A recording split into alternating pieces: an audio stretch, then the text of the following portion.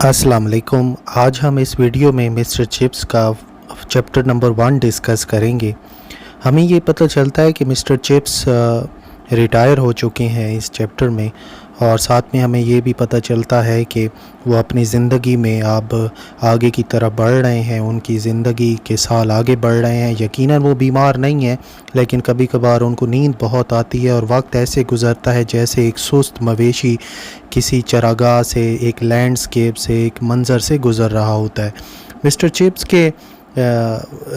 Chips का वक्त भी ऐसे ही गुज़रता था। ख़िज़ान का तालीमी दौरानिया ख़त्म हो चुका था और दिन अब इतने छोटे हो चुके थे कि अब लाइट जलानी पड़ती थी हाज़री लगाने से पहले। मतलब स्कूल में हाज़री लगती थी और इतना अंधेरा हो जाता था कि मिस्टर चिप्स को पहले लाइट जलाना पड़ती थी। मिस्टर चिप्स वो किसी बूढ़े समंदरी कप्तान की तरह अभी भी अपना वक्त माजी के सिग्नल्स के मुताबिक ही पैमाइश करते थे, और वैसा ही था। और वो मिसेस विकेट के यहाँ रहा करते थे रोड की दूसरी तरफ। वो वहाँ पर 10 सालों से ज़्यादा रह रहे थे जब से उन्होंने स्कूल में पढ़ाना छोड़ा था। ब्रोकफील्ड का वो वक्त ज़्यादा फॉलो करते थे बनिस्बत ग्रीनविच टाइम, एक्सटेंडल टाइम के। और जो मिसेस विकेट को वो बुलाया करते थे अपनी लड़खड़ाती हुई आवाज़ में, उसके अंदर अभी भी आवाज़ में काफ़ी ज़िंदा दिली मौजूद थी। मिस्टर चिप्स उसे कहा करते थे मिसेस विकेट को कि आप मेरे लिए चाय का कप लेकर आएंगी प्रेप की क्लास से पहले। जब आप बूढ़े हो रहे होते हैं तो आपको अच्छा लगता है आप आग के पास बैठें, चाय का कप पिएं और स्कूल बेल को सुने, डिनर के लिए कॉल ओवर प्रेप और लाइट्स आउट के लिए। चिप्स हमेशा चाबी लगाता आखिरी बेल के बाद और फिर आग के सामने जंगला रख देता, गैस को बुझा देता, जासूसी नावल उठाता, बेड की तरफ जाता। बड़ी मुश्किल से अभी उसने 1 या 2 सफ़े ही पढ़े होते कि नींद बड़ी पुरसकून हालत में उस पर तारी हो जाती, जैसे एक सूफ़ी के ऊपर नींद तारी हो जाती है और फिर उसको वो इस दुनिया से दूसरी दुनिया में ले जाती है। उसके दिन और रातें बिल्कुल इसी तरह से ही गुज़र रहे थे। वो अब बूढ़ा हो रहा था लेकिन बीमार नहीं था। डॉक्टर मैरीवेल आया करते थे और वो बताया करते थे कि इसके साथ कोई मामला नहीं है, तुम मुझसे भी ज़्यादा फिट हो। लेकिन मिस्टर मैरीवेल ये बात तब कहते जब वो 15 दिन के बाद चेकअप के लिए आते। वो शराब का एक गिलास पीते। तुम उस उम्र से गुज़र गए हो जब इंसान को खौफनाक बीमारियां लगती हैं। तुम इतने खुशकिस्मत इंसान हो जो कि कुदरती मौत मरेंगे। ये बात डॉक्टर मैरीवेल कहा करते थे मिस्टर चिप्स से। लेकिन बाद में वो डॉक्टर मैरीवेल मिसेस विकेट को बाहर गैलरी में ले जाया करती और उनको कहते कि इसका ख्याल रखो, इसका जो सीना है इसके दिल के ऊपर ज़ोर डालता है, इसके साथ कोई मसला नहीं है, बस ये बुढ़ापा ही है और यही सबसे ख़तरनाक मर्ज़ है आखिर में। मिस्टर चिप्स ना जो ठंडी हवाएं चला करती थी तो उस टाइम इनका काफ़ी देखभाल किया जाता था। एनो डोमिनी यहाँ बुढ़ापे के लिए इस्तेमाल हुआ है। हमें ये पता चला मिस्टर चिप्स 1848 में पैदा हुए। ग्रेट एग्जीबिशन में ले जाया गया जब वो एक लड़खड़ाते हुए बच्चे थे। इतने लोग अब ज़िंदा नहीं थे जो इस बात से फ़ख्र कर सकते। और चिप्स को ये भी पता है कि वेदर बाय के टाइम में ब्रोकफील्ड किस तरह से था। वेदर बाय भी एक 1870 में बूढ़े से आदमी थे। आसानी से हम याद रख सकते हैं क्योंकि फ़्रांस और जर्मनी के दरमियान जंग हो रही थी। मिस्टर चिप्स ने अप्लाई किया था ब्रोकफील्ड में। मेलबरी स्कूल में एक दफ़ा पढ़ाया था उन्होंने। पसंद नहीं किया था मेलबरी स्कूल को क्योंकि वहाँ पर लड़कों ने इनको बहुत तंग किया था। और उनको अपना पहला इंटरव्यू भी याद है। जुलाई का दिन था, हवा के अंदर खुशबू थी फूलों की और क्रिकेट पिच के ऊपर एक मैच हो रहा था। ब्रोकफील्ड जो था वो बार्नहास्ट के ख़िलाफ़ मैच खेल रहा था और बार्नहास्ट का एक लड़का, एक बड़ा ही मोटा ताज़ा सा लड़का, उसने शानदार सेंचुरी बनाई थी। बड़ी अजीब बात है कि मिस्टर चिप्स के यादों में ये सब कुछ वाज़े था। वेदर बाय बड़े ही एक मेहरबान किस्म के इंसान थे। वो ज़रूर बीमार थे क्योंकि मिस्टर चिप्स की पहली क्लास लेने से पहले ही मिस्टर वेदर बाय मर चुके थे, लेकिन दोनों एक दूसरे से बातचीत भी कर चुके थे और एक दूसरे को जानते भी थे।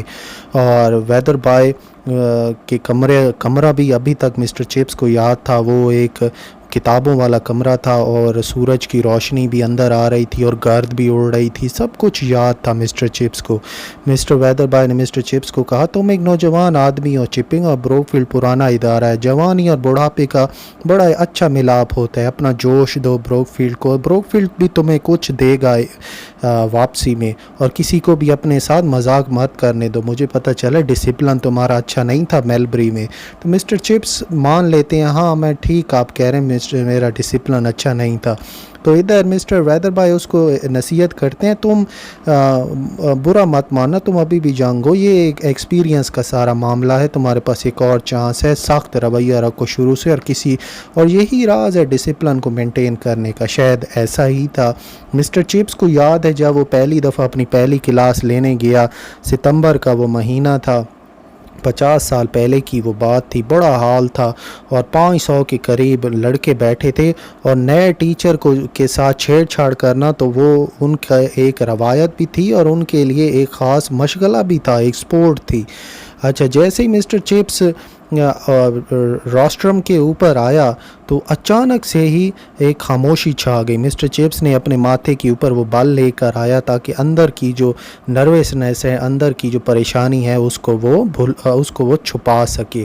انہیں یہ بھی پتہ تھا کہ گھڑی پیچھے ٹک ٹک کر رہی ہے، ابھی تازہ تازہ پینٹ ہوا تھا تو وہ پینٹ کی سمیل بھی آ رہی تھی، سورج غروب ہو رہا تھا، اس کی شعائیں بھی کمرے کے اندر آ رہی تھیں۔ اچانک سے کسی نے کیا کیا کہ جو ڈیسک کا اوپر والا ڈھکن ہوتا ہے وہ نیچے پھینک دیا اور ایک بہت شور شرابہ سا ہوا۔ مسٹر چپس کو اب جلدی ہی ایکٹ کرنا تھا، اس بدتمیزی کو روکنا تھا، اور مسٹر چپس نے خوش قسمتی سے اس لڑکے کو پکڑ لیا اور کہا، تم جو 5ویں کی قطار میں بیٹھے ہو، تم جو لال بالوں والے، کیا نام ہے تمہارا؟ تو وہ آگے سے کہتے ہیں، کولی سر، میرا نام کولی ہے۔ بہت اچھے کولی، تم 100 دفعہ 100 لائن تم اپنا ہوم ورک 100 دفعہ لکھو۔ اس کے بعد کوئی بھی مصیبت نہیں آئی، مسٹر چپس نے اپنا پہلا راؤنڈ جیت لیا تھا۔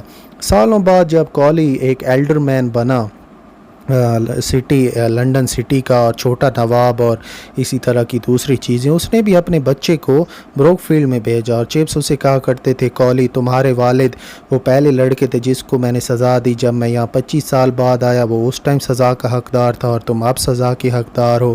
وہ سارے ہنسے، اور کس طرح سر رچرڈ ہنسے۔ سر رچرڈ اصل میں اس کولی وہی کولی ہے جس نے ڈیسک نیچے پھینکا تھا۔ تو اگلے اتوار کے دن جب انہوں نے خط لکھا نا اسے سر رچرڈ کے بیٹے نے، تو سر رچرڈ ہنسے کہ مسٹر چپس کو ابھی تک وہ واقعہ یاد ہے۔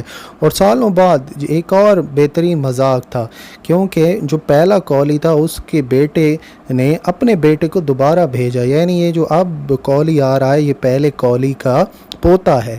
تو اس نے کیا کیا، وہ بھی مسٹر چپس نے اس کو کہا، کولی تم ایک شاندار مثال ہو ایک روایت کے، میں جو تمہارا دادا یاد ہے اس کو کبھی بھی ایبلیٹو ایبسولوٹ کی سمجھ نہیں آئی۔ ایبلیٹو ایبسولوٹ لیٹن گرامر کو ہم کہتے ہیں۔